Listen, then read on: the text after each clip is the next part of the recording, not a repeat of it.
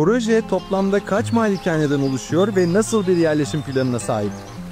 Bodrum'da harika bir manzaraya sahip. Google'a girip Bodrum yazdığınızda çıkan o kale ve deniz manzarasının tamamını kapsıyor. İçerisinde 8 adet lüks malikaneden oluşuyor.